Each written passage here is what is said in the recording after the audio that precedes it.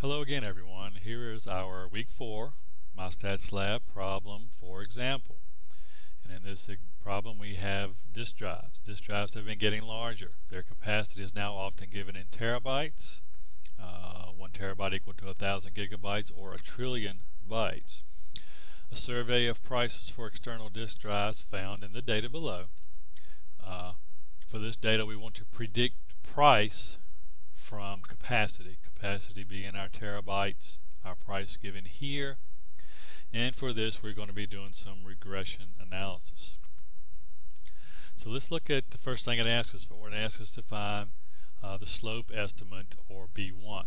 Well, remember our equation, and I have it written here, where y hat, or our predicted value, is equal to B0 plus B1 times x, where B hat is the predicted value of y, B0 is the y-intercept, and B1 is the slope.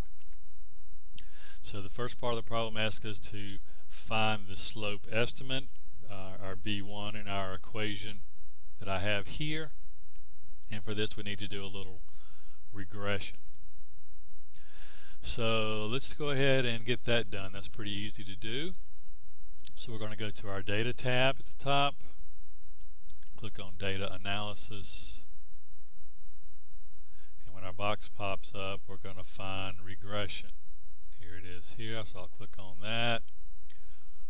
OK, and here's our box that we're going to load our information into, and it asks us for our Y input range, which is going to be our price. So I'm going to highlight that here. Alright, X input range here, which will be our capacity.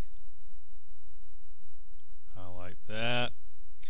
Since I did include the labels, I'm going to check our labels box. And I'm going to put it in a new worksheet. That'll be a little bit easier because it's just a small piece of this that we're going to use. The rest of it we don't need now. We can use that in some later chapters. But I'm going to just put this in another worksheet and copy and paste the small piece that we need back here so we can do the rest of our work. Well, that's all we need from this. So we can click OK. And here we have our analysis. That easy. Let's see. Get this to open up a little bit. Now for us, all we need right now is the intercept and the slope, which is shown here. So I'm just going to copy this small section and paste it back in our first worksheet so we can see it as we work along. And I think I'll put it right over here.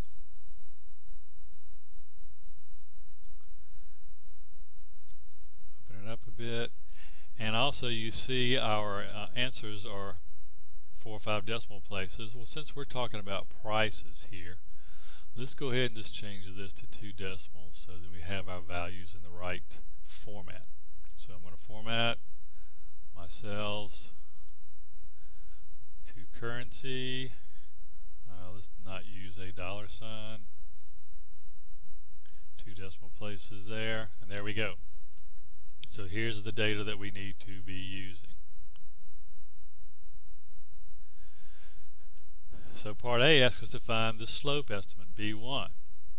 Well, we have 2 pieces here. One of them tells you it's the intercept, so that tells us the other one is our slope estimate, which is the capacity in terabytes, and that value is 10769. So let's just put that over here. So the answer to part A, our slope estimate, or B1, is 10769. Now it asks us, what does it mean in this context? Well, let's go back and look at our formula. So B1 is going to be here, and where X is going to be our capacity that we input as far as terabytes. So at 10769, and if X is 1, which means 1 terabyte, then that's telling us that that value is 10769. So every time X increases by 1, so if we went from 1 to 2, that would double that 10769. So that value is the value of X, 10769, when x is 1, and then it goes up as our capacity increases. So let's move on to part C. Part C asks us to find the intercept. Well, we have it right here, of course, already figured, so we can put that here, 1978. And then it asks us, what does it mean in this context? Is it meaningful? Well, 1978 is going to be the value here of BO. And this would be the value or the answer to our problem if x was 0. Well, if x were 0, then it would be 1978 plus 0, because B1 times 0 is going to be 0 no matter what B1 is. And that's telling us that if we have no capacity, then our value would be 1978. Well, that's not really meaningful in this problem, because if we don't have any capacity at all, then we don't have anything. So 0 makes our problem meaningless. So in this case, the intercept by itself, if x is 0, is not meaningful. Alright, let's move on down to part E. Write down the equation that predicts price from capacity. Well, in this case, it's going to be price is going to be equal to, and now that we have our information to input, 1978 plus 107.69 times x. So whatever our capacity in terabytes is going to be for x, that is our value. So there is our equation. Part F asks us, what would you predict for the price for a 1.5 terabyte disk? So now all we need to do is to take x, make it 1.5, and we will have a price. So in this cell here, let's go ahead and create a formula. So we're going to say our price is going to be equal to, so equals 1978 plus, and then in parentheses I'm going to say 107.69 times, and it tells us 1.5, so we're going to input 1.5, close our parentheses there, and there we have it. So our regression analysis and our equation tells us that we can estimate the price of a 1.5 terabyte disk to be $181.31.5. So what's that telling us? We found if we went out and found an average of 1.5 terabytes for $165, is this a good buy? How much more or less would you pay compared to what you expected to pay? Well, we expected to pay $181.32. We found one for $165, so what's that telling us? Well, if we found one for $165,